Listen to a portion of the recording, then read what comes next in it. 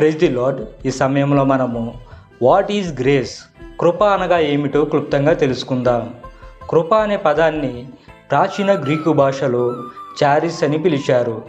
చారిస్ అనగా దేవుని అనుగ్రహము పొందుట మరియు యోగ్యత లేని వారికి యోగ్యత కలుగుచేయుట అని అర్థం.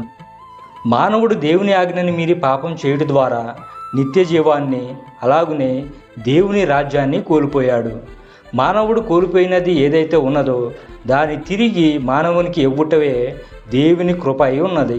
కృప ద్వారా విశ్వాసి నీతిమంతుడుగా తీర్చబడతాడు. కృప ద్వారా విశ్వాసి నిత్య జీవాన్ని పొందుకుంటాడు. కృప ద్వారా విశ్వాసి దేవుని రాజ్యాన్ని స్వతంత్రించుకుంటాడు. పేతురు రాసిన మొదటి పత్రిక 5వ అధ్యాయం 10వ వచనంలో దేవాది దేవుడు సర్వ కృపానిధి అగు దేవునిగా పేర్కొనబడ్డాడు.